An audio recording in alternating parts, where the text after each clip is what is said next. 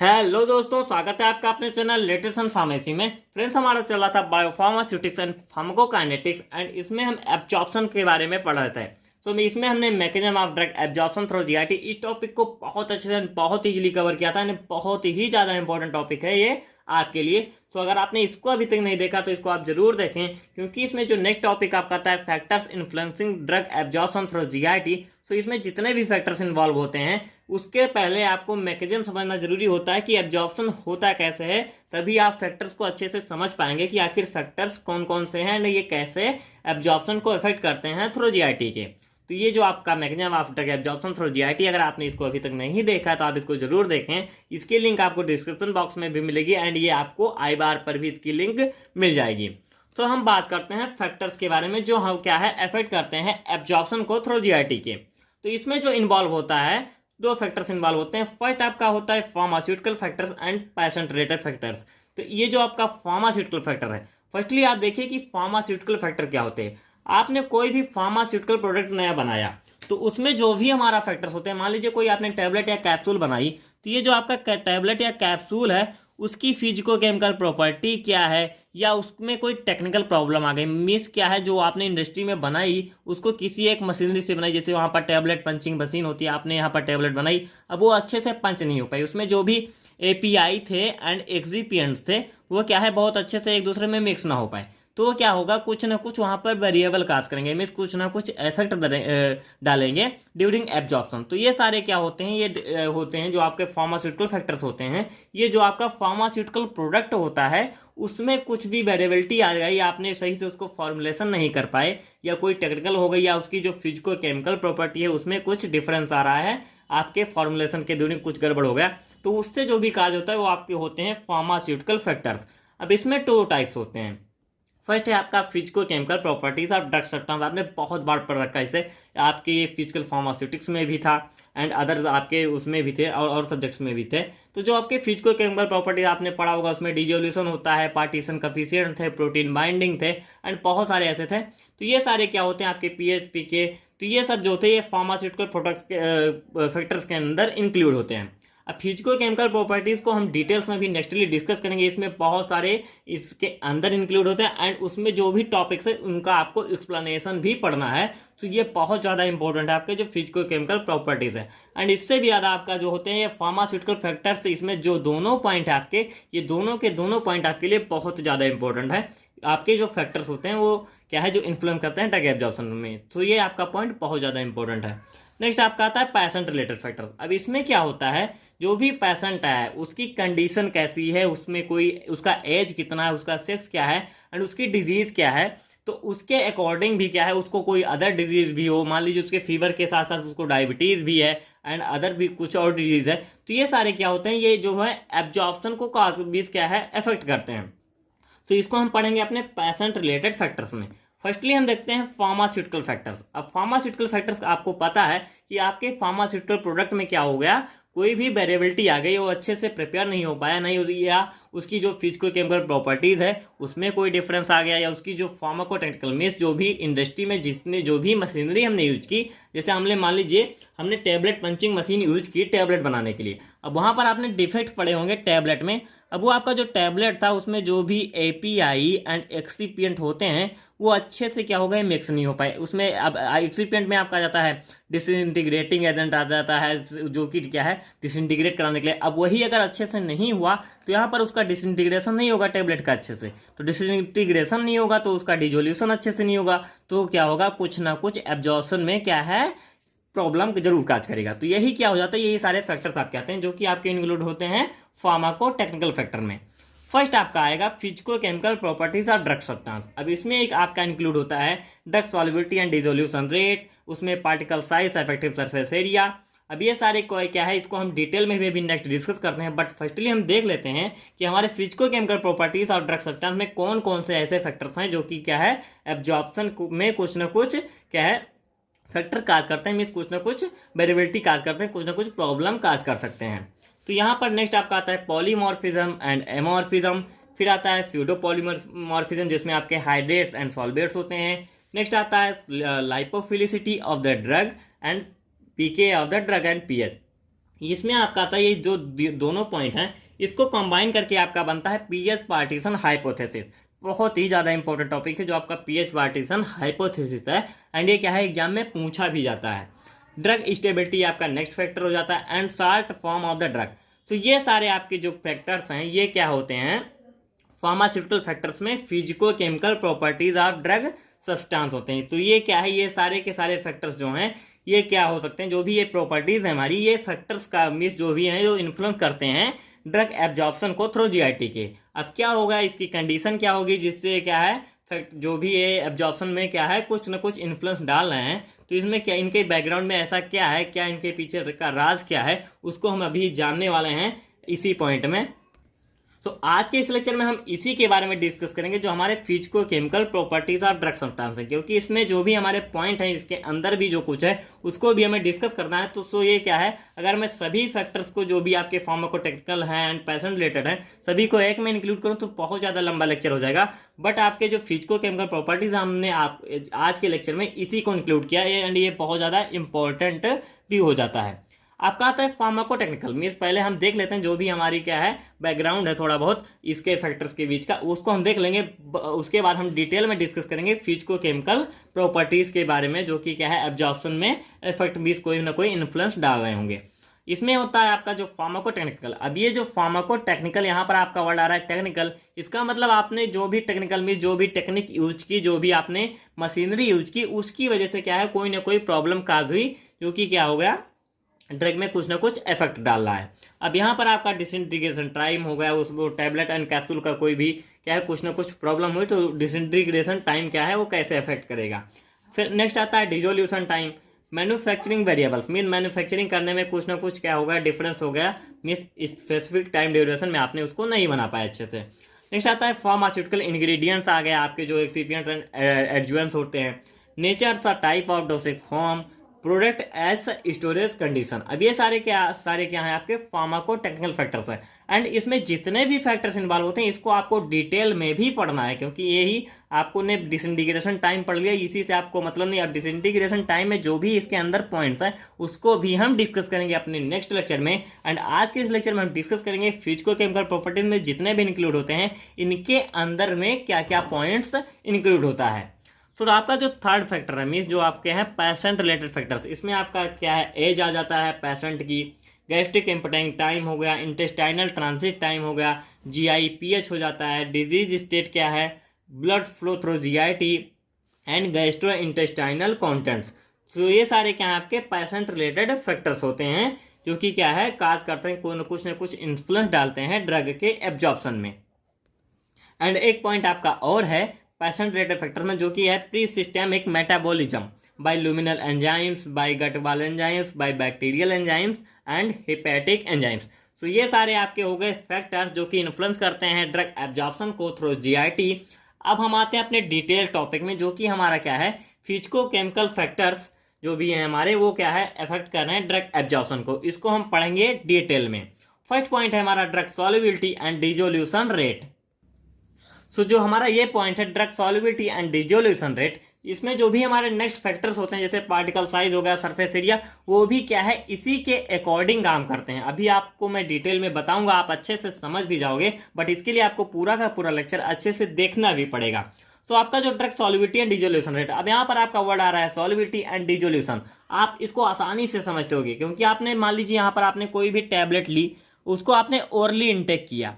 अब orally intake करने के बाद क्या होता है, वो क्या होता है डिसइंटीग्रेट होता है आपका टैबलेट, मीन्स क्या है वो स्मॉल पार्टिकल्स में आपका टूटता है। जैसे यहाँ पर आपका कोई भी सॉलिड डोसेज फॉर्म आपने लिया, अब वो क्या हो गया drug in particle form, means वो डिसइंटीग्रेट हुआ तो जाएगा किसमें पार्टिकल फॉर्म में, मीन्स छोटे छोटे पार्टिकल्स में टूट जाएगा, क्योंकि यहाँ पर जो भी आपका था वो क्या है ड्रग एक मीन्स फॉर्म में थी। अब उसमें क्या होता है उसका डिसइंटीग्रेशन होगा तो छोटे छोटे पार्टिकल्स में वो ड्रग क्या हो गई टूट जाएगी। अब जब ये छोटे छोटे पार्टिकल्स में टूटी तो उसके बाद उसका होता है डिसोल्यूशन। अब यहाँ पर डिसोल्यूशन क्या होता है, ये रेट डिटरमाइनिंग स्टेप होता है फॉर लाइपोफिलिक ड्रग्स। अब यहाँ पर जो क्यों होता है ऐसा, इसके लिए आपका एक पॉइंट होता है क्यों जो आपने पढ़ा होता है कि जैसे कोई भी रेट डिटरमाइनिंग स्टेप हम कैसे बताते हैं कि ये हमारा जैसे किसी भी मान लीजिए एक व्यक्ति यहाँ से चला, मीन्स दो व्यक्ति यहाँ से चले तो दोनों व्यक्ति क्या है उनको पहुँचना है यहाँ पर, मीन्स दोनों का डेस्टिनेशन ये है। बट यहाँ पर रेट डिटरमाइनिंग स्टेप क्या होता है, मीन्स जो भी स्लो होगा, जैसे जो रेट डिटरमाइनिंग स्टेप होता है, जो मीन्स जो हमारा स्लो स्टेप होता है किसी भी रिएक्शन में, वो हमारा होता है क्या, rate determining step.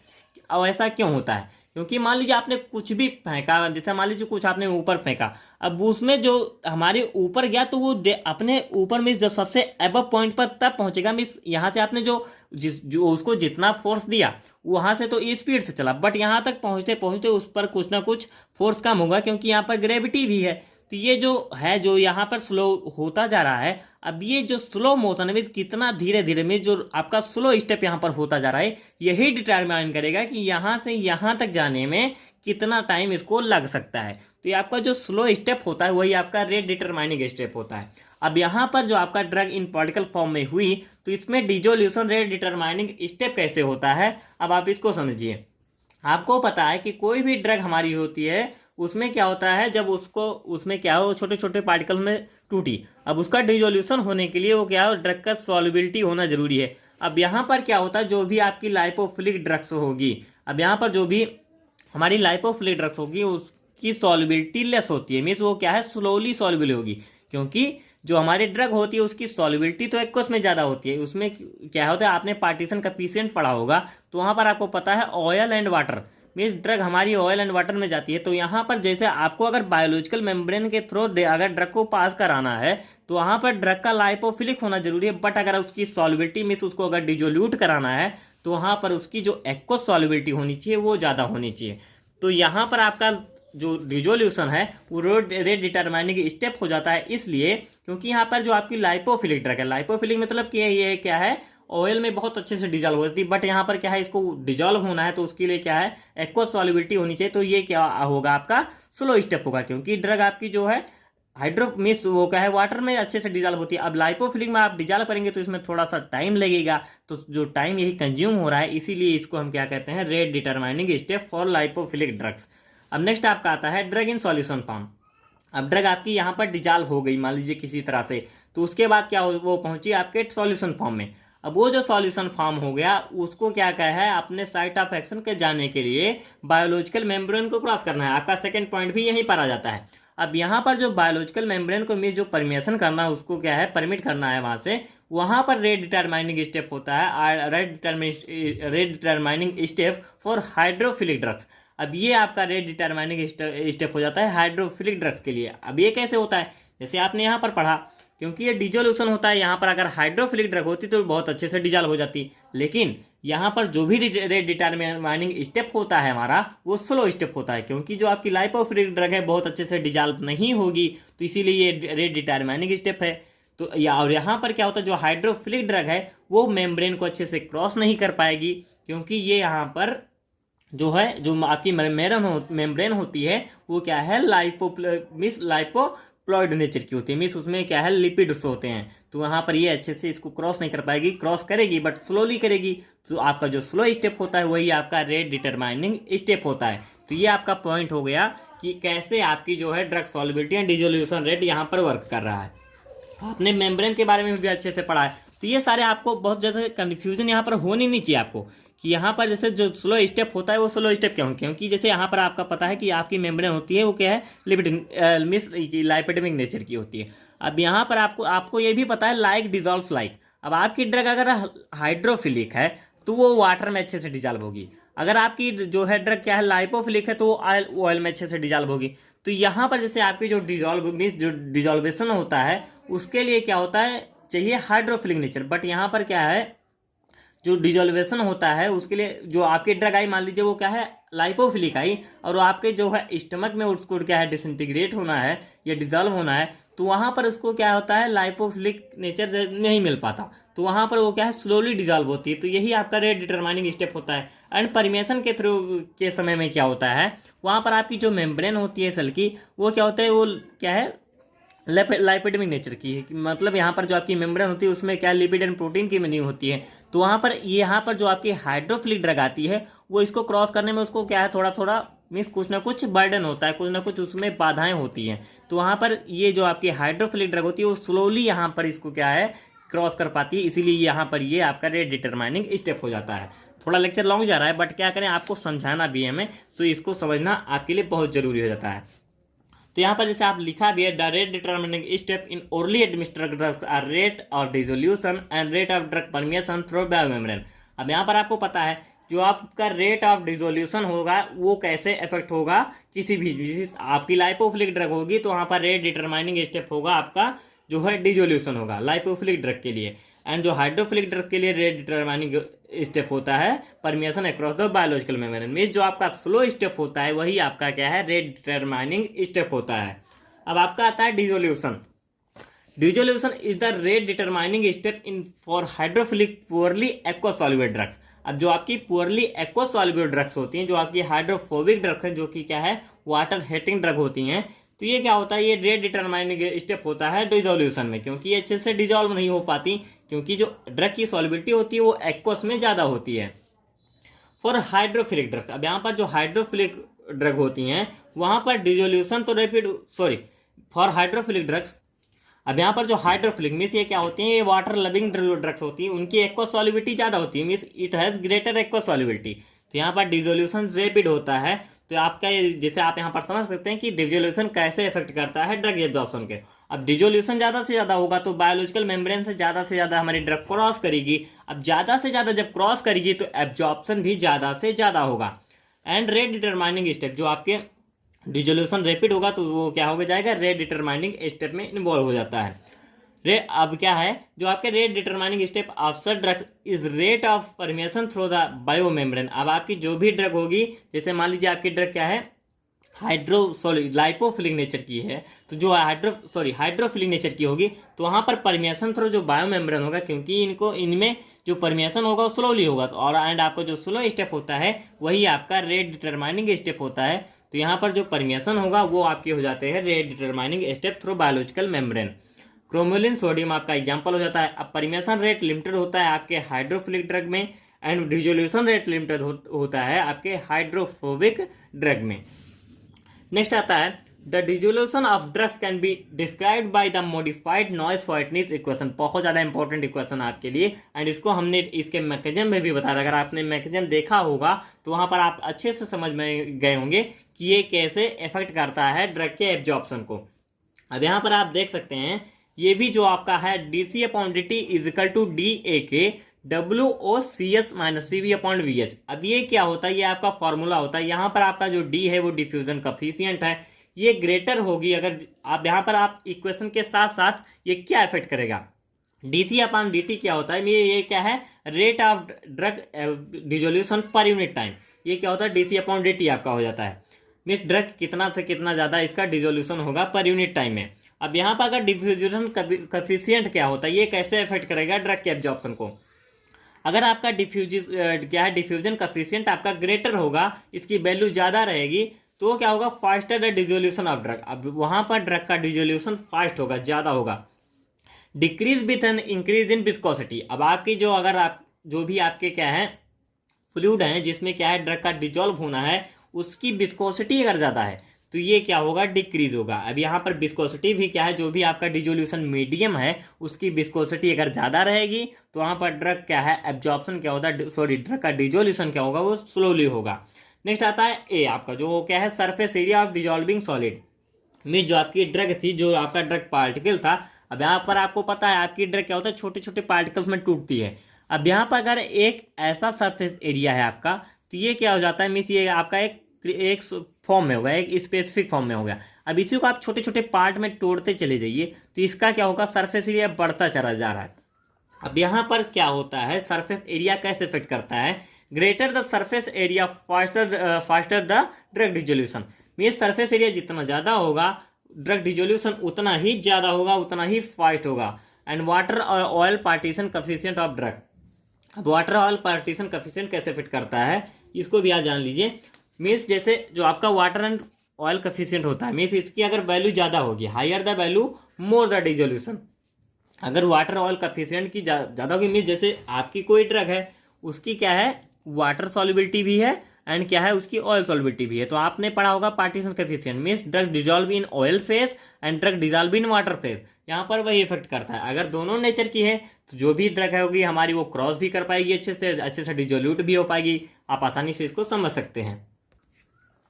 Hydrophilicity faster the rate of dissolution, means hydrophilicity क्या होगी, अगर ड्रग की हाइड्रोफिलिसिटी ज़्यादा है तो faster the rate of dissolution, dissolution का रेट फास्टर होगा। अब CH- क्या है, ये आप इक्वेशन के साथ साथ समझिए। यहाँ पे जो आपके कंसंट्रेशन होता है, means concentration of solute and concentration of bulk, यहाँ पर क्या होता है, ये कैसे फिट करता है। अब जो आपका कंसंट्रेशन ग्रेडियंट है for diffusion of drug, increase greater the concentration gradient faster the diffusion and drug dissolution. अब यहाँ पर जो हमारी कंसंट्रेशन ग्रेडियंट होते हैं उसका अगर ग्रेटर है, मीन्स जो कंसंट्रेशन ग्रेडियंट है वो ज़्यादा है, तो उसका जो फास्टर होगा, डिफ्यूजन फास्टर होगा एंड ड्रग डिजोल्यूशन भी ज़्यादा से ज़्यादा होगा। अब ये कैसे आप समझिए, जो कंसंट्रेशन ग्रेडियंट, मान लीजिए कंसंट्रेशन ग्रेडियंट आपकी क्या है, यहाँ से जो आपकी ये ड्रग थी इसमें जो मीडियम, जो डिजोल्यूशन मीडियम है और जो ड्रग पार्टिकल है ये क्या होते हैं, एक दूसरे से क्या होता है, डिफ्यूज हो जाते हैं, तभी इनको क्या होता है, डिजोल्यूशन होता है। तो कंसंट्रेशन ग्रेडियंट आपके ड्रग का ज़्यादा है तो वो क्या है, डिजोल्यूशन मीडियम में बहुत फास्टली क्या होंगे, क्या डिजॉल्व होंगे, डिजोल्यूट होंगे। तो ये क्या होता है, जितना ज़्यादा कंसंट्रेशन ग्रेडियंट होगा उतना ही ज़्यादा इनका डिफ्यूजन होगा और इसका ड्रग का डिजोल्यूशन भी होगा। अब आती है थिकनेस, जो आपकी इस मेम्ब्रेन होती है उसकी थिकनेस कैसे फिट करती है। अब यहाँ पर देखिए आपकी एक ये थिकनेस, एक इतनी थिकनेस है और एक की थिकनेस इतनी है, तो ये कैसे फिट करेगा। अब जहाँ ये थिकनेस पतली है तो इसको क्रॉस करना इजी है, एंड ये जो थिकनेस है आपके मेम्ब्रेन की, जो बायो मेम्ब्रेन होती है उसकी थिकनेस अगर ज़्यादा है तो ये क्या होगा, यहाँ पर थोड़ा स्लो एब्जॉर्प्शन होगा। तो जो आपकी थिकनेस होती है वो क्या होती है, इन्वर्सली प्रोपोर्शनल होती है रेट ऑफ डिजोल्यूशन के। मीन्स जो ड्रग का रेट ऑफ डिजोल्यूशन होता है it is inversely proportional to the thickness of the stagnant layer. Means जो आपकी लेयर है, लेयर मेम्ब्रेन है, उसकी अगर थिकनेस ज़्यादा है तो रेट ऑफ डिजोल्यूशन वहाँ पर कम होगा। अब यहाँ पर इसको समझिए आप इक्वेशन से, more the thickness lesser the diffusion layer of drug dissolution, जितना ज़्यादा लेयर थिक होगी उतना ही ज़्यादा कम डिफ्यूजन होगा एंड ड्रग डिजोल्यूशन भी कम होगा। According to equation rate of dissolution inversely proportional to the surface area, inversely proportional to diffusion coefficient. अब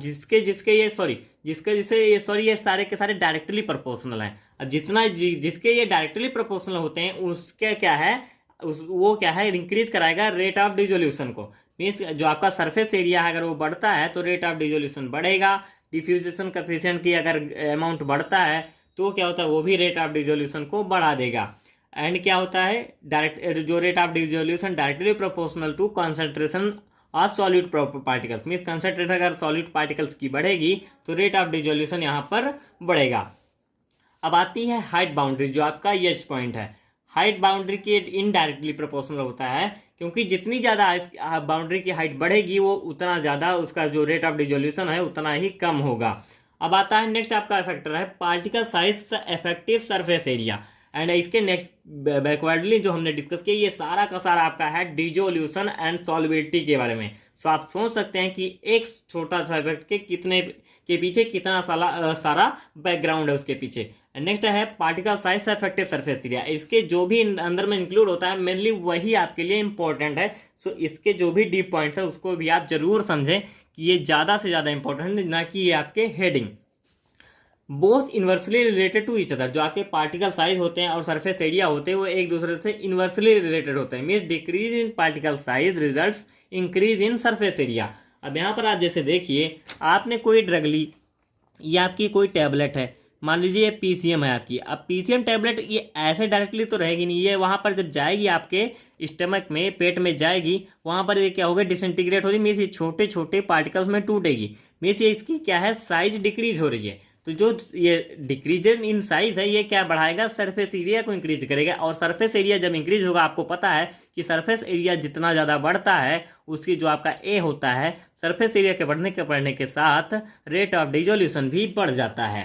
तो यहाँ पर जो आपका decrease in particle size result and increase in surface area, means particle size अगर छोटा होता जाएगा, ये इतना बड़ा था, यहाँ से ये छोटे छोटे में हो गया तो सरफेस एरिया बढ़ा, और सरफेस एरिया बढ़ेगा तो सॉल्युबिलिटी बढ़ाएगा जिससे डिजोल्यूशन भी बढ़ेगा। अभी आपका जो सरफेस एरिया होता है वो टू टाइप्स में होता है। फर्स्ट होता है एब्सोल्यूट एंड नेक्स्ट होता है इफेक्टिव। एब्सोल्यूट सरफेस एरिया क्या है, total surface area of any particle size. Means कोई भी सरफेस एरिया जैसे आपकी एक ये पार्टिकल साइज है, इसका टोटल सरफेस एरिया हो गया, and area of solid surface expose to dissolution medium. जो इफेक्टिव सरफेस एरिया क्या होता है, उसमें जो भी सॉलिड सरफेस होता है उसका कितना पार्ट हो जो है डिजोल्यूशन मीडियम में है, ये होता है आपका इफेक्टिव, क्योंकि जो आपकी ड्रग डिजोल्यूट होगी वो इफेक्टिव सरफेस एरिया के थ्रू ही हो जाएगी, ना कि एब्सोल्यूट। एब्सोल्यूट में आपका टोटल सरफेस एरिया आ जाता है। नेक्स्ट फैक्टर आपका आता है पॉलीमॉर्फिज्म सा एमॉर्फिज्म। अब पॉलीमॉर्फिज्म की को भी आपने बहुत बार पढ़ा है, एंड एमॉर्फिज्म को ये बहुत ज़्यादा कुछ है नहीं, इसमें आपने प्रीवियसली सब कुछ पढ़ रखा है, बस थोड़ा इसको आपको देखना है बायोफार्मास्यूटिकल टर्म में, बस इतना ही डिफरेंस है यहाँ पे। बात करते हैं पॉलीमॉर्फिज्म की। अब पॉलीमॉर्फिज्म जो हमारे होते हैं, when a substance exists in more than one crystalline form, the form are designated as polymorphs and phenomena known as polymorphism। Means कोई क्रिस्टल है वो क्या है, एक से ज़्यादा फॉर्म में, एक से ज़्यादा स्टेट में अगर हो पा रहा है, उसकी पॉसिबिलिटी हो रही है, तो हमारा पॉलीमॉर्फ होता है, और इसी को हम जो है हमारा फिनोमिना होता है, इसी को हम कहते हैं पॉलीमॉर्फिज्म। अब ये इफेक्ट कैसे करता है, इसके लिए हमको थोड़ा चलना होगा कि पॉलीमॉर्फिज्म के टाइप्स में।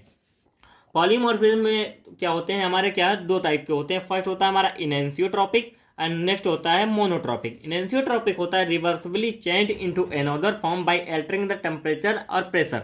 मीन्स यहाँ पर अगर हम टेम्परेचर या प्रेशर बढ़ाते हैं तो ये चेंज हो जाएगा, अगर टेम्परेचर प्रेशर को हम नॉर्मल कर देते हैं तो ये फिर अपने ही फॉर्म में लौट आएगा। बट जो आपका मोनोट्रॉपिक होता है वो क्या होता है, अनस्टेबल होता है एट ऑल टेम्परेचर सब प्रेशर। एग्जाम्पल हो गया आपका ग्लिसरॉल स्टीयरेट्स, ये यहाँ पर एग्जाम्पल है आपका सल्फर जो आपके इनएंसियोट्रॉपिक में आता है। अब ये क्या होता है, जैसे आपका कोई स्टेबल है, स्टेबल पॉलीमॉर्फ है, lower energy state and higher melting point. अब स्टेबल जो पॉलीमॉर्फ होते हैं यहाँ पर आपके जो इनएंसियोट्रॉपिक है मोनोट्रॉपिक है, इसमें से जो भी हमारा क्या होगा स्टेबल पॉलीमॉर्फ होगा उसकी क्या होगी, लोअर एनर्जी स्टेट होगी एंड हायर मेल्टिंग पॉइंट होगा, जो कि क्या है लीस्ट इक्वल सॉल्युबिलिटी को काज करता है। अब नेक्स्ट होता है मेटा स्टेबल। मेटा स्टेबल में हमारे क्या होते हैं, हायर एनर्जी स्टेट होती है, इनका क्या है लोअर मेल्टिंग पॉइंट होता है, जिसकी क्या होती है हायर एक्वस सॉल्युबिलिटी होती है। एंड आपको पता है कि जिसकी हायर एक्वस सॉल्युबिलिटी ज़्यादा उसका डिजोलेशन भी सबसे ज़्यादा। तो यहाँ पर जो आपका मेटा स्टेबल होता है उसकी क्या है एक्वस सॉल्युबिलिटी भी ज़्यादा होगी। अब आप इसको क्या है जो आपके स्टेट होते हैं उसके अकॉर्डिंग अगर आप इसको समझें, एमॉर्फस एंड क्रिस्टलाइन। अब क्रिस्टलाइन को अगर क्या है एक से ज़्यादा फॉर्म में हो जाता है तो ये आपका पॉलीमॉर्फिज्म होता है। तो यहाँ पर इसको ना ध्यान देती हो, आप इसको समझिए कि अगर एमॉर्फस फॉर्म में है हमारी ड्रग एंड क्रिस्टलाइन फॉर्म है तो ये कैसे इफेक्ट करता है। एमॉर्फस फॉर्म हमारा होता है मोर सॉल्युबल, रैपिडली डिजॉल्व होता है, रेडिली एब्जॉर्ब्ड होता है। एंड यहाँ इसी के स्थान पर जो क्रिस्टलाइन होता है वो लेस सॉल्युबल होता है, स्लोअर डिजॉल्विंग होता है and not absorb to significant extent. Means बहुत ज़्यादा से ज़्यादा इसका एब्जॉर्प्शन भी नहीं होता। अब इसमें होता है dissolve faster than crystalline form because no energy is need to break up crystal lattice. अब यहाँ पर जो आपके क्रिस्टलाइन फॉर्म में होते हैं वो क्या है, उसमें क्रिस्टल लैटिस होता है। अब एमॉर्फस स्टेट और क्रिस्टलाइन स्टेट को थोड़ा समझ लीजिए। जैसे क्रिस्टलाइन में क्या होता है, उसमें जो पार्टिकल्स होते हैं वो क्या है अरेंज होते हैं एक सीक्वेंस में। वहीं जो आपका एमॉर्फस होता है वहाँ पर कोई सीक्वेंस नहीं होता, वो बहुत फ्रीली होते हैं। तो यहाँ पर जो हमारा बॉन्ड होगा जिससे ये दो अटैच होंगे इसको तोड़ना इजी होता है, तो यहाँ पर एनर्जी क्या होती है कम लगती है। एंड यही अगर क्रिस्टलाइन में होगा तो वहाँ पर एनर्जी की क्या है ज़रूरत पड़ेगी, तो इसीलिए इसका क्या होता है जो स्लोअर डिजॉल्वेशन होता है। तो यहाँ पर जो भी हमारा होगा जैसे एमॉर्फस हमारे होंगे वो डिजॉल्व होंगे faster than crystalline form. Example के तौर पर आप समझिए हमारी नोवाबायोसिन है, जो नोवाबायोसिन ड्रग है, एमॉर्फस फॉर्म में 10 times more soluble than crystalline. Means अगर इसको हम क्रिस्टल फॉर्म में लेंगे तो ये क्या होगी 10 टाइम्स लेस होगी, एंड जो एमॉर्फस होगा वो हमारा 10 टाइम्स मोर सॉल्युबल होगा। डिजोल्यूशन ऑर्डर क्या होता है, एमॉर्फस का हमारा सबसे ज़्यादा होता है, उसके बाद मेटा स्टेबल, फिर स्टेबल। नेक्स्ट आता है हाइड्रेट्स एंड सॉल्वेट्स। अब इस फिनोमिना को आप समझिए कि हाइड्रेट एंड सॉल्वेट्स क्या होते हैं, ये कैसे इफेक्ट करेंगे ड्रग एब्जॉर्प्शन को थ्रू जीआईटी। इसको हम कहते हैं स्यूडो पॉलीमॉर्फिज्म या pseudomorphism. During preparation drug crystals में इनकॉर्पोरेट वन और more solvent molecules to form solvate. अब यहाँ पर आप समझिए जैसे आप कोई भी ड्रग प्रिपेयर कर रहे हैं तो वो ड्रग क्या होगा क्रिस्टल फॉर्म में है, उसको आप इनकॉर्पोरेट करते हैं वन और मोर सॉल्वेंट में। जैसे आपको क्या है कोई ड्रग बनानी है तो उसमें जो भी हमारे पार्टिकल्स हैं उसमें क्या होता है हम वाटर को डाल देते हैं। अब ये जब दोनों को मिक्स करेंगे तो जो फॉर्म होगा वो हमारा कहलाएगा सॉल्वेट। तो यहीं पर आपका जो है वो ही क्या हो जाएंगे सॉल्वेंट। मीन्स किसी भी ड्रग के प्रिपरेशन में उसमें जो हमारा ड्रग क्रिस्टल है उसमें हम क्या है सॉल्वेंट डाल दें। मेनली हमारा जो सॉल्वेंट होता है वो हम वाटर यूज करते हैं, तो जो वाटर है अगर इसमें हम डाल लेते हैं उसके बाद जो फॉर्म बनता है, जो मॉलिक्यूल बनता है वो कहलाता है हमारा सॉल्वेट। अब ये सॉल्वेट क्या होता है, जो सॉल्वेट्स एंड द जो solvate and the trapped solvent as solvent of crystallisation में जो है सॉल्वेट्स हैं एंड द ट्रैप्ड सॉल्वेंट में जो कि सॉल्वेंट हमने डाला है वो कहलाता है सॉल्वेंट ऑफ क्रिस्टलाइजेशन। ये आपके 2 मार्क्स में डिफिनीशन को पूछ सकता है, तो इसकी जो पूरी डेफिनेशन यहाँ पर दी गई है उसको भी आप जरूर पढ़ लेंगे। Solvent molecules are incorporated in the crystal lattice of the solid are called as the solvates. Means जो भी हमने सॉल्वेंट लिया उसको हमने क्या है इनकॉर्पोरेट किया क्रिस्टल लैटिस में, तो हमारा क्या फॉर्म करेगा solvate. And the trapped solvent जो भी हमने ट्रैप किया, जो सॉल्वेंट हमने यूज किया वो कहलाएगा as the solvent of crystallization. Next आते हैं solvates. Solvates can exist in the different crystalline form called as pseudo polymorphs. अब ये सॉल्वेट होते हैं, हम कई फॉर्म में एग्जिस्ट कर सकते हैं, जैसे आपका क्रिस्टलाइन कई फॉर्म में होता है, सेम सॉल्वेट्स की भी सिचुएशन होती है। इसी फिनोमिना को हम कहते हैं स्यूडो पॉलीमॉर्फिज्म, ये भी पूछ सकता है। अब यहाँ पर देखिए आपका पॉइंट हाइड्रेट्स क्या होता है, क्योंकि आप सॉल्वेट्स को समझ गए। Solvent in association with drug is water, solvate is known as hydrates. अगर वहाँ पर क्या हो गया, जब सॉल्वेंट आपने का एसोसिएशन हुआ किसी ड्रग या क्रिस्टल के साथ, मीन्स कोई भी क्रिस्टल के साथ, वहाँ पर क्या है जो सॉल्वेंट यूज कर रहे हैं हम वाटर यूज कर रहे हैं, तब जो फिनोमिना हम यूज करेंगे, जो सॉल्वेट हमारा बनेगा उसको हम कहेंगे हाइड्रेट्स। बस इतना सा डिफरेंस है।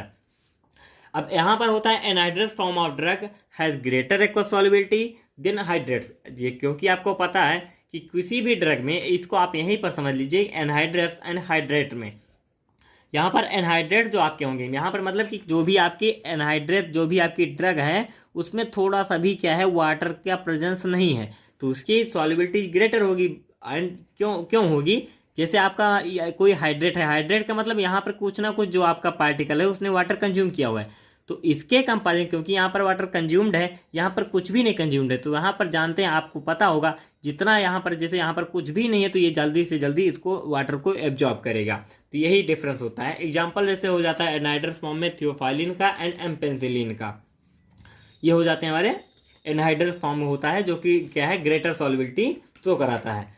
नेक्स्ट आपका आता है पीएच पार्टीशन थियरी।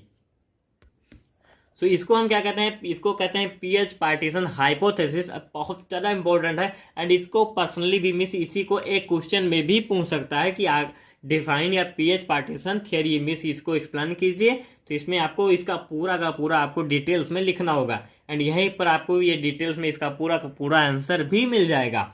सो बात करें इसके बारे में, according to pH partition hypothesis, the GI epithelia acts as a lipid barrier towards drug which are absorbed by passive diffusion and those that are lipid soluble will pass across the barrier. So आपका जो pH partition theory है वो mainly define करता है, जैसे आपकी कोई भी ड्रग होती है, आपको पता है कि ड्रग आपकी क्या होता है बायोलॉजिकल मेम्ब्रेन को क्रॉस करती है तभी वो क्या होता है डिजोल्व हो पाती है। तो यहाँ पर पीएच क्या है, जो आपका पीएच होता है एंड उसकी क्या होता है जो आपके ड्रग का पीके है, आपकी जो डिसोल्यूशन मीडियम है उसका पीके है, तो ये क्या होता है इनके बीच में क्या क्या ऐसा है जो कि ड्रग के पार्टीशन को इफेक्ट करते हैं, यहाँ पर वही आपको समझना है। जैसे पीएच पार्टीशन जो थियरी आपकी यही बताती है कि कोई भी हमारी क्या है ड्रग है तो वो बैरियर को, जो लिपिड बैरियर हमारा होती है, जो हमारी बायोलॉजिकल मेम्ब्रेन होती है उसको क्रॉस करना होता है पैसिव डिफ्यूजन के थ्रू, तो वहाँ पर ये कैसे इफेक्ट करता है, उसमें पीएच का क्या रोल है, पीके का क्या रोल है, तो यहाँ पर वही आपको देखना है। अब हम बात करते हैं इसके लिए आयोनाइजेशन स्टेट के बारे में, क्योंकि आपका जो पीएच होता है वो वर्क करता है आयोनाइजेशन स्टेट के अकॉर्डिंग, तो यहाँ पर इसको भी आपको जानना जरूरी है, तभी आप नेक्स्टली ये समझ पाएंगे कि एक पीएच पार्टीशन थियरी कैसे एक्ट कर रहा है।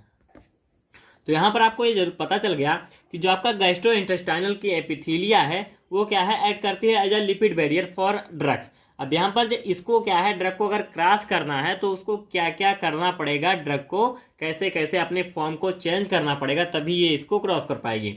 अब इसमें इसके लिए आपको समझना पड़ेगा आयोनाइजेशन स्टेट। आयोनाइजेशन स्टेट में आप देखिए इसमें होता है अनआयोनाइज्ड एंड आयोनाइज्ड, इसमें 2 स्टेट होता है। अब आपका जो अनआयोनाइज्ड स्टेट होता है इंपॉर्टेंट फॉर पैसिव डिफ्यूजन। अब आपको ये भी पता है मैकेनिज्म में मैंने आपको अच्छे से बता रखा है कि जो पैसिव डिफ्यूजन होता है सबसे ज़्यादा मीन्स 90% ड्रग का एब्जॉर्प्शन होता है वो पैसिव डिफ्यूजन के थ्रू ही होता है। तो यहाँ पर ये इंपॉर्टेंट होता है एंड ये जो आपका अनायोनाइज्ड स्टेट है ये इंपॉर्टेंट होता है पैसिव डिफ्यूजन के लिए एंड पैसिव डिफ्यूजन बहुत ज़्यादा इंपॉर्टेंट है आपके ड्रग के एब्जॉर्प्शन के लिए। सो ये एक दूसरे से क्या है रिलेटेड है। अब आता है आपका आयोनाइज्ड स्टेट, ये होता है इंपॉर्टेंट होता है सॉल्युबिलिटी के लिए जी, क्योंकि ड्रग का आयोनाइज्ड फॉर्म में होना जरूरी है सॉल्युबल होने के लिए एंड अनायोनाइज्ड स्टेट में होना जरूरी है उसके एब्जॉर्प्शन के लिए मीन्स तभी वो क्या है मेम्ब्रेन को क्रॉस कर पाएगी। तो ये एक दूसरे के क्या है अकॉर्डिंग का वर्क करते हैं। अब यहाँ पर देखिए पीएच पार्टीशन जो हाइपोथेसिस थ्योरी है वो क्या कहती है। PH partition theory state that for drug compounds of molecular weight more than 100 which are primarily transported across the biological membrane by passive diffusion the process of absorption governed by। ये क्या होता है जो भी पीएच पार्टीशन हाइपोथेसिस है उसमें जो हमारी ड्रग एब्जॉर्ब होनी है ट्रांसपोर्ट होनी है बाय पैसिव डिफ्यूजन वो क्या होता है वो 3 पॉइंट्स के अकॉर्डिंग वर्क करती है। उसमें हमारा इंक्लूड होता है pK of the drug, the lipid solubility of unionized drug and the pH at the absorption site. तो फ्रेंड्स स्लाइड भी आ गई है, अब आपको बहुत अच्छे से स्क्रीन भी दिख रही होगी। सो यहाँ पर जो आपके 3 पॉइंट्स है वो वर्क करते हैं जो कि गवर्न करते हैं हमारे पैसिव डिफ्यूजन को। अगर वहाँ पर अगर ड्रग को हमारी पैसिव डिफ्यूजन करना है तो अब यहाँ पर पीके हो जाता है, लिपिड सॉल्युबिलिटी हो जाती है अनायोनाइज्ड ड्रग की एंड पीएच हो जाता है एब्जॉर्प्शन साइट के। अब यहाँ पर फर्स्ट आपका आता है जो पीके है वो कैसे क्या है इफेक्ट करता है हमारे ड्रग के एब्जॉर्प्शन को। अब यहाँ पर देखिए amount of drug that exist in ionized form and in ionized form is a function of pK of drugs sub pH of the fluid। तो यहाँ पर ये कह रहा है, यहाँ पर आप इसको समझिए जो आपका pKa होता है ये क्या होता है डिसोसिएशन कांस्टेंट। अब आपकी कोई भी ड्रग जब डिसोसिएट होगी तो क्या जाएगी आपके मिस अनआयोनाइड फॉर्म में होगी एंड आयोनाइड फॉर्म में जाएगी। तो यहाँ पर जो आपका अनआयोनाइड फॉर्म होता है ये आपको पता है कि अनआयोनाइड फॉर्म होना जरूरी है बायोलॉजिकल मेम्ब्रेन को क्रॉस करने के लिए जिससे कि पैसिव डिफ्यूजन हो सके एंड आयोनाइड स्टेट होना जरूरी है ड्रग की सॉल्युबिलिटी के लिए। अब ये क्या होता है ये जो फंक्शन है function of pK of drug सब pH of the fluid at the absorption site. अब यहाँ पर क्या होता है जो भी हमारा प्रोसेस हो रहा है वो हो रहा है आपके एब्जॉर्प्शन साइट पर and it can be determined by Henderson Hasselbalch equation.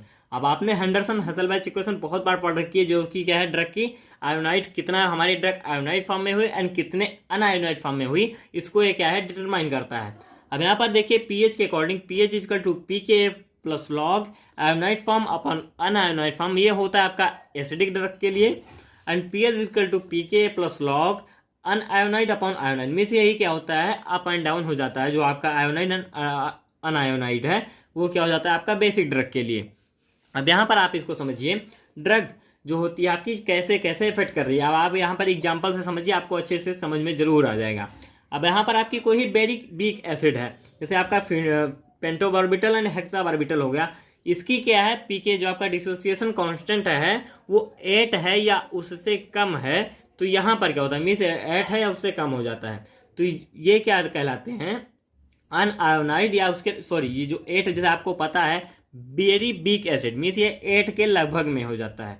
तो यहाँ पर क्या कहलाएगा जो इस टाइप की ड्रग होंगी जो जिनकी क्या है जो कि वेरी वीक एसिड हैं वो क्या है उनका जो पीएच साइट पर एब्जॉर्प्शन होगा अनआयोनाइडेड एलपीएच ये क्या है इनका अनआयोनाइड हो जाएंगी सभी पीएच पर एंड आपको पता है जब ये अनआयोनाइड होंगी तो बायोलॉजिकल मेम्ब्रेन को क्रॉस करवाएंगे अच्छे से एंड क्या होता है इनका absorption along the entire length of GIT and इनका एब्जॉर्प्शन जो होगा इंटायर लेंथ ऑफ जीआईटी से होगा। नेक्स्ट आपकी आती है मॉडरेट वीक एसिड जो मॉडरेटली वीक एसिड होती जैसे आपका एस्पायरिन हो गया या इब्यूप्रोफेन हो गया। इनकी जो होती है जो इनका पीके वैल्यू होता है 2.5 से 7.5 होता है एंड अनआयोनाइड एट गैस्ट्रिक पीएच ये क्या होगी अनआयोनाइड होगी गैस्ट्रिक पीएच पर आयोनाइड इन इंटेस्टाइनल पीएच। अब इनका आयोनाइजेशन भी होगा इंटेस्टाइनल पीएच पर एंड एब्जॉर्ब फ्रॉम स्टमक। इनका एब्जॉर्प्शन कहाँ से हो रहा है स्टमक से हो रहा है। सो जो हमारे जो हाइपोथेसिस है वो वर्क करती है इसी के लिए मिस ड्रग हमारी कहाँ से एब्जॉर्ब होगी एंड वो जो आपका पीके जो आपका डिसोसिएशन कांस्टेंट है एंड जो आपका पीएच है वो कैसे इफेक्ट करता है एब्जॉर्प्शन को। सो मेनली ये यही बताता है। अब आपका आता है स्ट्रॉन्गर एसिड के लिए यहाँ पर आपका जैसे डाई सोडियम क्रोमोगाइलेट है, इसकी क्या है 2.0 मीन्स क्या है बहुत ज़्यादा ये एसिडिक है। तो ये क्या होता है आयोनाइज हो जाएगा सभी पीएच पर बट पुअरली एब्जॉर्ब होगा फ्रॉम जेआईटी। अब आता है बेसिस आपका, अगर आपका बिग बेस है तो क्या हो जाएगा, वो जैसे थियोफाइलिन है वो क्या है उसका डिसोसिएशन कांस्टेंट क्या है 5 या इसके नियर अबाउट में रहेगा, तो अनआयोनाइज हो जाएंगे सभी पीएच पर एंड एब्जॉर्ब होंगे इंटायर जेआईटी से। मॉडरेटली वीक जो होंगे हमारे यहाँ पर मॉडरेट वीक बेसिस जैसे कोडीन आपका है उसका होगा 5 to 11 इसके बेटबीन में रहेगा। Ionized at all pH, unionized at intestinal pH and intestinal जो इंटेस्टाइन का से इनका एब्जॉर्प्शन होता है। नेक्स्ट आप क्या आते हैं स्ट्रॉन्गर बेसिस। स्ट्रॉन्गर बेसिस में आपके जाते हैं जैसे ग्वानेथेडीन है, ये क्या होता है 11 या उससे ज़्यादा हो जाएंगे तो क्या कहलाएगा इनका मीन्स स्ट्रॉन्गर बेस है, तो ये आयोनाइज हो जाएंगे at all pH, poorly absorb from GIT, इनका एब्जॉर्प्शन होगा पुअरली एब्जॉर्प्शन होगा। अब यहाँ पर क्या होगा कुछ लिमिटेशन भी हैं जो कि आप पीएच पार्टीशन हाइपोथेसिस है उसके लिमिटेशंस हैं। अब यहाँ पर जो लिमिटेशंस होता है वो क्या बताता है मीन्स जो आपके पीएच पार्टीशन हाइपोथेसिस थी उसमें क्या होता है कुछ ड्रग्स ऐसी होती हैं वो इसके अकॉर्डिंग नहीं वर्क करती हैं, उसके बावजूद कुछ उनके क्या है रूल्स होते हैं। जैसे यहाँ पर आपके देखिए despite their high degree of ionisation big acids are highly absorb from the small intestine. जैसे बिग एसिड हमारी होती हैं वो क्या है हाईली एब्जॉर्ब होती हैं स्मॉल इंटेस्टाइन से, और वो क्यों होती हैं this may be due to large surface area of small intestine. अब इसको हमने आपको बता रखा है कि जो आपकी इंटेस्टाइन है उस इंटेस्टाइन में क्या होता है जो आपकी स्मॉल इंटेस्टाइन होती है यहाँ पर उस क्या होता है बहुत लार्ज सरफेस एरिया। एंड यहाँ पर आपको ये देखकर जरूर बताना कि स्मॉल इंटेस्टाइन की लेंथ कितनी होती है, आपको हमें अपने कमेंट बॉक्स में बताना है। अगर आपने लेक्चर को जरूर देखा तो आप उसको जरूर बताएं कि जो हमारी स्मॉल इंटेस्टाइन है उसकी लेंथ कितनी होती है। अब आपकी स्मॉल इंटेस्टाइन की अगर हम बात करते हैं तो उसमें क्या होते हैं, उसको हम थोड़ा बड़ा करें अगर तो उसमें जो स्ट्रक्चर होते हैं ऐसे बिलाई के स्ट्रक्चर होते हैं, तो यहाँ पर ये बहुत ज़्यादा क्या है सरफेस एरिया प्रोवाइड कराते हैं ड्रग एब्जॉर्प्शन के लिए। इसीलिए जो क्या है स्मॉल इंटेस्टाइन है उसमें का सरफेस एरिया ज़्यादा होने के कारण उसमें ड्रग का एब्जॉर्प्शन ज़्यादा होता है। तो ये जो है सॉरी लाइट चली भी गई, तो ये जो हमारे होते हैं ये वर्क करते हैं, जो ये लिमिटेशन है ये वर्क करती हैं हाइपोथेसिस के बाहर वर्क करती हैं, मिस हाइपोथेसिस के कंडीशन में ये वर्क नहीं करती हैं, मिस इस पर उसकी कंडीशन कोई लागू नहीं होती है। And a longer in small intestine residence time,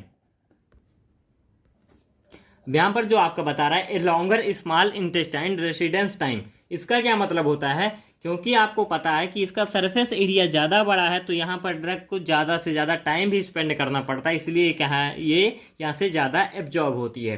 next आता है lipophilicity and drug absorption. For optimum absorption a drug should have to sufficient aqueous solubility, means drug के एब्जॉर्प्शन के लिए ड्रग की एक्वासॉल्बिलिटी होना बहुत जरूरी है। To dissolve in fluids at absorption site, drug के डिजॉल्व होने के लिए एट एब्जॉर्प्शन साइट पर। नेक्स्ट आता है लिपिड सॉल्बिलिटी आपकी जो होती है, आपको लिपिड सॉल्बिलिटी पता है और वाटर इन ऑयल कफिशिएंट जो आपका पता है, आपको पार्टीशन कफिशिएंट आपने पढ़ रखा है, उसी के अकॉर्डिंग आपकी लिपिड सॉल्बिलिटी होती है। High enough to facilitate partitioning of drug in the lipoidal membrane, जो आपकी लाइपोडियल मीन्स जो आपकी बायोलॉजिकल मेम्ब्रेन है जिसमें जो कि क्या है लाइपोडियल बायोमेम्ब्रेन है, उसको क्रॉस कराने के लिए लिपिड सॉल्युबल भी होना बहुत जरूरी है। Should have perfect HLB for optimum बायोबिलिटी, आपने पढ़ा होगा हाइड्रोफिलिक लाइपोफिलिक बैलेंस, तो वो क्या है ये क्या है परफेक्ट HLB होनी चाहिए जो आपकी बायोबिलिटी, अगर ड्रग की ऑप्टिमम बायोबिलिटी चाहिए तो उसके लिए क्या है परफेक्ट HLB वैल्यू होनी चाहिए। नेक्स्ट आता है जो आपका है salt form of drug. Salt form of the drug ये कैसे वर्क करता है एब्जॉर्प्शन पे, dissolution of big acids and big bases can be enhanced by converting them into their salt form, ये जो डिजोल्यूशन होता है बिग एसिड का एंड बिग बेस का उसको हम बढ़ा सकते हैं, जो हमारी ड्रग है उसको क्या है उसको हम सॉल्ट फॉर्म में अगर कन्वर्ट करते हैं तो उनका जो डिजोल्यूशन है वो बढ़ जाता है। जैसे आपकी वीकली एसिडिक ड्रग होती हैं स्ट्रॉन्ग बेस साल्ट होती हैं, वीकली एसिड ड्रग को अगर हम क्या है स्ट्रॉन्ग बेस साल्ट के फॉर्म में कर दें मीन्स उसके साथ कर दें तो जो आपका जैसे आपके sodium and potassium salt of barbiturate हैं तो ये क्या होगा इनकी जो डिजोल्यूशन है वो बढ़ जाएगी। With weekly basic drugs a strong acid salt, अब वीकली बेसिक ड्रग के साथ एक स्ट्रॉन्ग एसिड साल्ट लगा दें हम तो वहाँ पर क्या होता है जैसे आपका हाइड्रोक्लोराइड और क्या है सल्फेट साल्ट हो जाते हैं, तो यहाँ पर सॉरी यहाँ पर आपका है सल्फेट साल्ट, ये आपका सल्फेट साल्ट हो जाता है ऑफ एल्कलाइडल ड्रग्स। अब ये क्या होगा, अगर इसको हम बना देते हैं तो ये हमारी क्या कर देगी, सॉल्ट फॉर्म में करने के बाद हमारी डिसोल्यूशन बढ़ जाएगा। नेक्स्ट आप एंड लास्ट आपका फैक्टर होता है ड्रग स्टेबिलिटी। अब आपको पता है ड्रग स्टेबिलिटी मीन्स ड्रग की स्टेबिलिटी होना भी जरूरी है ड्रग एब्जॉर्प्शन के लिए। मान लीजिए आपने कोई ड्रग खाई एंड वो आपको क्या है स्टमक में पहुंचते ही वो मीन्स ऐसी प्रॉब्लम में चला गया कि उसका एब्जॉर्प्शन मीन्स वो स्टमक में ही बहुत अच्छे से वो क्या है घुल गया, तो उसमें कुछ रह ही नहीं जाएगा एब्जॉर्ब होने के लिए। Means two major stability problem resulting in poor bioavailability of an orally administered drugs. जैसे ओरल एडमिनिस्टर्ड ड्रग में क्या होते हैं, कुछ ऐसे पॉइंट्स होते हैं जैसे आपकी ड्रग क्या है डिग्रेडेट हो जा रही है, मीन्स उसका डिग्रेडेशन हो जा रहा है of the drug into active form. वहाँ पर ड्रग एक्टिव फॉर्म में आ गई तो वो क्या है कहीं ना कहीं रिएक्ट कर जाएगी एंड उसका एब्जॉर्प्शन नहीं हो पाएगा। सो ड्रग का इनएक्टिव फॉर्म में होना जरूरी है जिससे कि वो आपके साइट पर पहुंच सके। Interaction with one or more different components. अब यहाँ पर कोई इंटरेक्शन कर लेती है जो आपकी ड्रग है एक्टिव फॉर्म में गई, उसका इंटरेक्शन हो गया एंड वो कॉम्प्लेक्स फॉर्मेशन कर लेगी। कॉम्प्लेक्स फॉर्मेशन के बाद वो क्या है या तो सॉल्युबल नहीं होगी या तो अच्छे से एब्जॉर्ब नहीं होगी। मीन्स यह क्या है, अगर कॉम्प्लेक्स फॉर्मेशन हो जाता है तो उसको क्रॉस करने में या सॉल्युबल होने में क्या है प्रॉब्लम होगी। तो ये आपका हो जाता है ड्रग स्टेबिलिटी। सो ये सारे के सारे फैक्टर्स आपके थे जो आपकी फिजिको केमिकल फैक्टर्स होते हैं जो कि ड्रग एब्जॉर्प्शन को इफेक्ट करते हैं थ्रू जीआईटी, जिसको हमने बहुत अच्छे से डिटेल में डिस्कस कर लिया है। इस लेक्चर को आप जरूर देखें। कहीं भी कोई डाउट रह जाता है, कोई पॉइंट आपको नहीं समझ पाते हैं तो आप हमको कमेंट बॉक्स में जरूर बताएं, हम आपको उसका पूरा का पूरा सॉल्यूशन बहुत अच्छे से समझाएंगे। सो आपको अगर नोट्स चाहिए, नोट्स आपको हमारे वेबसाइट पर मिलेगा www.laterationpharmacy.com, या आप हमारे टेलीग्राम पर ज्वाइन होकर हमसे जो भी हमारे नोट्स है उसके लिए हमसे पूछ सकते हैं एंड हमारे व्हाट्सएप ग्रुप पर ज्वाइन होकर भी हमसे पूछ सकते हैं। So here is the end of the video. Like, share my video and subscribe my channel Lateration Pharmacy. Thank you.